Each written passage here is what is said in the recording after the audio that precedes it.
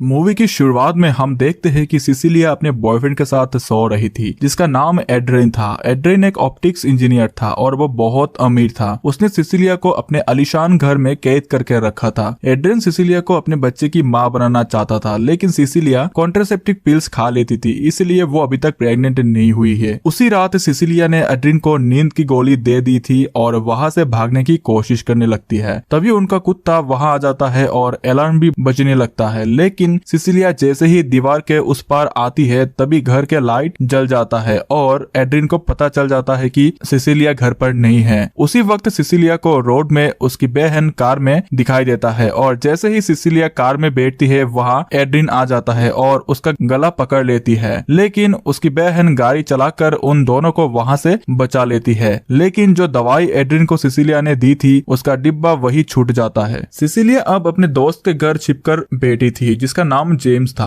James एक detective है और वो अपने एक बेटी के साथ रहता था। सिसिलिया अब डर के कारण घर के बाहर भी नहीं निकलती है। 2 हफ्ते बाद उसकी बहन उसे बताती है कि एड्रिन ने सुसाइड कर ली है। ये सुनकर सिसिलिया बहुत हैरान हो जाती है और वो जेम्स और अपने बहन को सब बता देती है कि कैसे एड्रिन ने उसे कंट्रोल करके रखा था। एड्रिन के मौत के बाद सिसिलिया खुश रहने लगी थी। अगले दिन जेम्स सिसिलिया को एक लेटर देता है जो कि उसके नाम पे आया था और ये लेटर देखकर सिसिलिया हैरान हो जाती है क्योंकि सिसिलिया इस वक्त कहां पर है उसकी एड्रेस किसी को नहीं पता था। फिर हमें पता चलता है कि ये लेटर एड्रिन के भाई का है जो उसका वकील भी था। अगले दिन सिसिलिया और जेम्स एड्रिन के भाई के साथ मिलने जाते हैं। वहां उसे पता चलता है कि एड्रिन ने सिसिलिया के नाम पे $50 लाख और एक टैक्स फ्री प्रॉपर्टी छोड़ी है। उसके बाद सिसिलिया पेपर पर साइन करके अपने दोस्त के घर वापस जाती है। जेम्स की बेटी सिडनी को कॉलेज जाना था जिसकी फीस $10,000 पर मंथ थी। सिसिलिया कहती है कि वो उसका फीस भरेगी जिससे वो बहुत खुश हो जाती है। लेकिन अब सिसिलिया के साथ अजीब अजीब घटनाएं होने लगती है। जैसे जब एक दिन सिसिलिया बेटी होती है तभी उसे लगता है कि कोई उसके पीछे है, लेकिन जब वो पीछे मुड़ती है तब वहाँ कोई नहीं होता है। फिर एक दिन सिसिलिया खाना बना रही होती है तब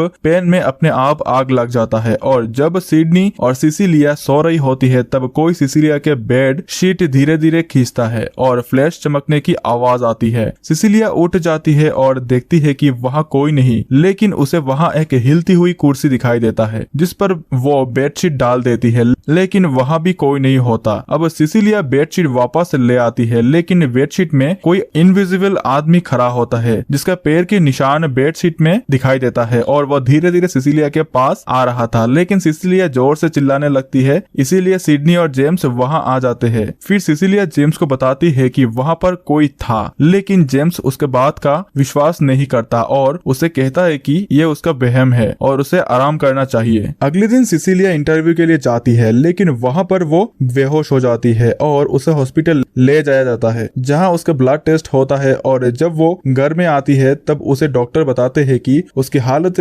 डिज़ापेम दवाई लेने की वजह से हुआ है और डिज़ापेम वही दवाई थी जो उसने एड्रिन को उस रात दी थी। फिर उसे वही दवाई का डब्बा जेम्स के घर में दिखाई देता है जिसे देखकर वो परेशान हो जाती है क्योंकि वो डब्बा उसने एड्रिन के घर छोड़ आया था। फिर वो डब्बा कैसे यहाँ पर आ सकता है। अगले दिन सिसिलिया और जेम्स एड्रिन के भाई से मिलने जाते हैं। वहाँ सिसिलिया उसे बोलती है कि अभी भी एड्रिन जिंदा है क्योंकि वो एक ऑप्टिक इंजीनियर है और उसने किसी तरह से इनविजिबल होने की खोज कर ली है, लेकिन उसके बात पर कोई विश्वास नहीं करता। इसके बाद सिसिलिया अपने बहन से मिलने जाती है, लेकिन उसकी बहन उससे बातें करने से मना कर देती है क्योंकि वो कहती है कि जैसे बातें उसने उससे ईमेल में किया था उसके कारण वो उससे कभी बातें नहीं करेगी। और जब सिसिलिया घर आकर अपने मेल चेक करता है तो देखती है कि किसी ने उसके मेल के थ्रू उसकी बहन को बहुत बुरा वाला कहा है और ये सबसे परेशान होकर सिसिलिया रोने लगती है। तभी वहाँ सिडनी आ जाती है और उसे मनाने लगती है, लेकिन उसे कोई थप्पड़ मार देता है क्योंकि वहाँ सिसिलिया के अलावा और कोई नहीं दिखता। तो वो सोचती है कि उसी ने ही थप्पड़ मारा है। सिडनी बहुत डर जाती है और अपने डैड को बुलाती है। जेम्स ये देखकर बहुत गुस्से में जाता है और सिसिलिया से कहता है कि वो उसकी बेटी से दूर दूर रहे और जितनी जल्दी हो सके इस घर से चले जाए। और फिर वो दोनों वहां से चले जाते हैं। अब सिसिलिया पूरी तरीके से जान जाती है कि एड्रिन जिंदा है पर किसी तरह से इनविजिबल है। वो उससे बात करने का ट्राई करती है लेकिन एड्रिन सामने नहीं आता। फिर वो एड्रिन को कॉल करती है तो उसे उसका फोन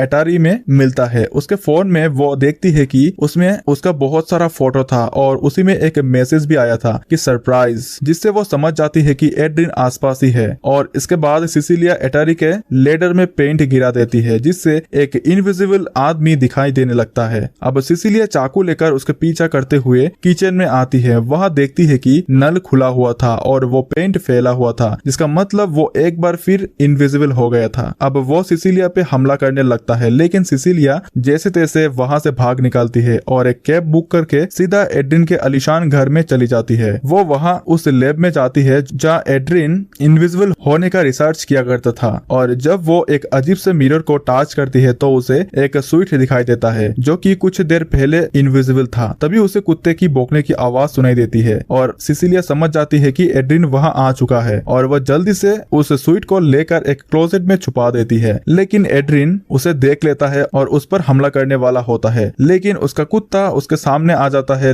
जिससे सिसिलिया को भागने का मौका मिल जाता है। और सिसिलिया वहाँ से निकलकर अपने बहन को कॉल करती है और रेस्टोरेंट में मिलने को बुलाती है। सिसिलिया अपने बहन को बताती है कि वो ईमेल उसने नहीं भेजा था बल्कि एड्रिन ने भेजा था। सिसिलिया उसे एड्रिन की सच्चाई बता देती है। तभी कोई इनविजिबल आदमी उसके बहन का गला काट काट चाकू सिसिलिया के हाथ में फेंक देता है। वहाँ बैठे हुए सब लोग सोचते हैं कि वो खून सिसिलिया ने ही किया है और वो पागल हो चुकी है, इसीलिए उसे हॉस्पिटल में भेज दिया जाता है। वहाँ सिसिलिया सबको चिल्लाकर बताती है कि एड्रिन अभी जिंदा है लेकिन उसे बेहोशी की इंजेक्शन देते हुए बेहोश कर देते हैं। और बेहोश होने से पहले ही सिसिलिया के कान में कोई कहता है कि सरप्राइज, और वो जान जाती है कि एड्रिन वही है। इसके बाद जब उसे होश आती है तो उसे पता चलती है कि वो प्रेग्नेंट है, जिसे सुनकर वो हैरान हो जाती है क्योंकि जब वो एड्रिन के साथ रहती थी तब कॉन्ट्रासेप्टिव पिल्स लिया करती थी। इसके बाद वहाँ उसे उसका दोस्त जेम्स मिलने आता है और वो उसे कहता है कि उसे सिसिलिया को अकेला नहीं छोड़ना चाहिए था। फिर सिसिलिया उसे बताती है कि ये सब के पीछे एड्रिन का ही हाथ है और वो इसे साबित कर सकती है, लेकिन वो अभी यहाँ पर कुछ नहीं कर सकती क्योंकि एड्रिन अभी भी वहाँ पर है। इसके बाद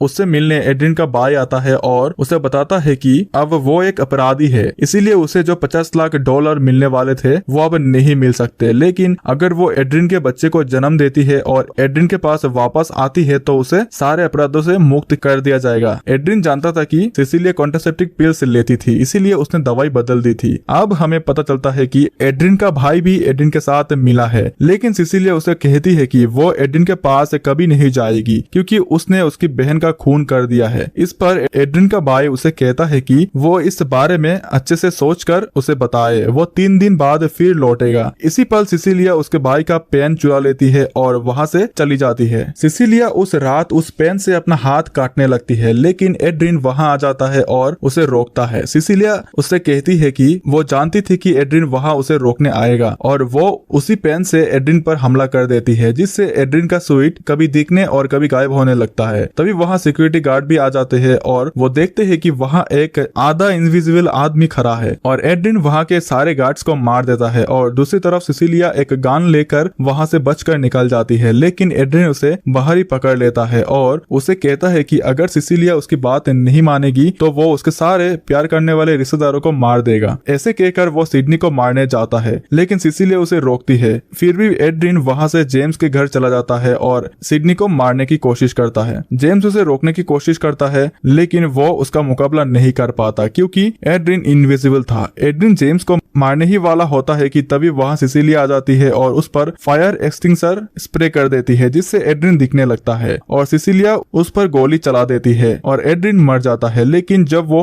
उसका स्वीट खोलकर देखती है तो उसमें एड्रिन नहीं बल्कि एड्रिन का भाई था, मतलब एड्रिन अभी भी जिंदा है। लेकिन अब जेम्स को सभी सच्चाई पता चल गया था, इसीलिए वो एड्रिन के घर जाता है। वहाँ उन्हें एड्रिन एड्रिन घर के बेसमेंट में बंधा हुआ मिलता है और वो उन लोगों से कहता है कि उसके भाई ने ही उसे बांधकर स्वीट का इस्तेमाल किया है, जिसे अब एड्रिन कानून के नजरों में बेगुनाह साबित हो जाता है और सारे अपराध उसके भाई के खिलाफ हो जाता है। सिसिलिया जेम्स को बताती है कि वो जानती है कि हकीकत में सारे खून एड्रिन ने ही किया है, इसीलिए वो एड्रिन को कॉल करती है और उसे मिलने उसके घर जाती है और उसने अपने कपड़ों में एक टेप रिकॉर्डर भी छिपा लेती है ताकि उनकी सारी बातें जेम्स सुन सके। एड्रिन सिसिलिया से मिलकर उसे माफी मांगता है और कहता है कि वो बदल चुका है और सिसिलिया उसे कहती है कि अगर वो चाहता है कि वो उसके पास वापस आ जाए तो और उसके बच्चे की माँ बन जाए तो उसे अपने सारे सच्चाई कबूल करना होगा। लेकिन एड्रिन बार बार कहता है कि ये सब उसके भाई टॉम ने किया था और ये सब सुनकर सिसिलिया रोने लगती है। फिर पास आता है और उसे उसी आवाज में कहता है जिस आवाज में वो इनविजिबल होने पर कहता था, सरप्राइज,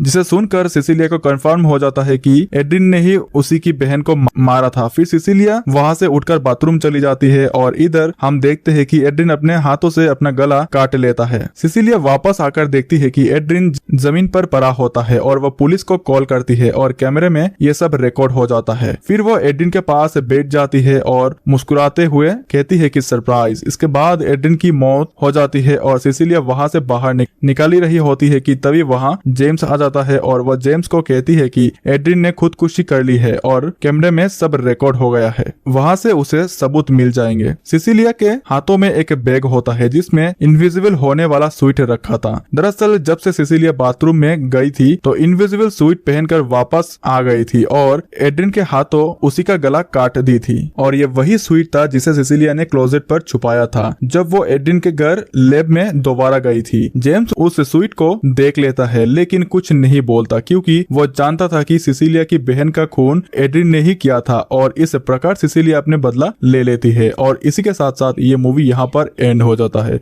इसी के साथ आज का वीडियो हम खत्म करते हैं। अगर आपको अच्छा लगा तो प्लीज इस वीडियो को लाइक और कमेंट जरूर कर दीजिएगा। मैं बहुत सारी मूवीज लेकर आता रहता हूँ तो प्लीज इस चैनल को सब्सक्राइब कर दीजिए और बेल नोटिफिकेशन आइकॉन दबाना मत भूलिएगा। हम फिर से मिलेंगे और एक नई मूवी के साथ, तब तक के लिए थैंक यू और आप अपने आप का ख्याल रखिए।